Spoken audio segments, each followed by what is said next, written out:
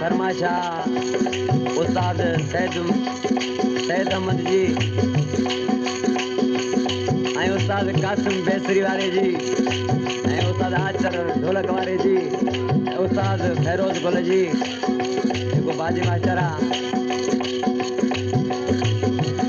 आज के चाड़ो जॾहिं पंहिंजे महू ॾे मेड़ खणी आयो महू न पियो मञेसि ते रोई आशिक़ पंहिंजे महू खे छा पियो फरमाए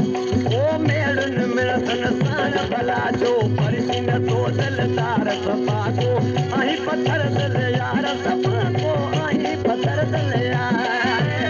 आहीं पत्थर दिल यार सफ़ा को आहीं पत्थर दिल यार ओ मेड़ुनि मिड़सन साण भला जो मेड़ुनि मिड़सन साण भला परिसी नथो दिलदार सफ़ा को आहीं पत्थर दिल यार सफ़ा को आहीं पत्थर दिल यार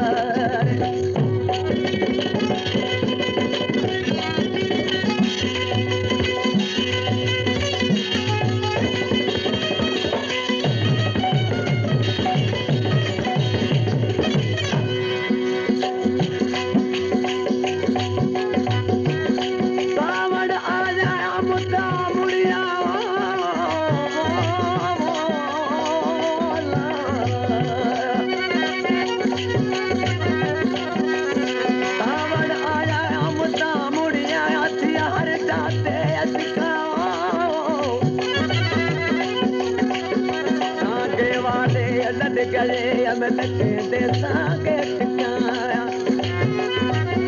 सादे में को मसन मारी में सूरत यार दिल खावा गुलाम फरीदा अगली खबर न काड़ी में तनी हुन बावण अचका दोस्त मोहम्मद खोसवा सेवन रोड जा मुझे दोस्त आहे उन जी फरमाशा अमीर खोसे जी ऐं गुलसन चांडियो जेको जमादार आहे पुलिस जो ऐं दीदार चांडियो मेहर जो वेठल आहे ऐं रज़ा मोहम्मद चांडी जी ऐं मुख़्तार मंगनार जी आज के चारो जी ऐं छा थो फरमाए पंहिंजे महू खे तोई चयो सोचा हाली मूंखे ॾियणो मरणो तोखे सवा हल दुनिया में घर कंहिंजो नाहे ॾियणो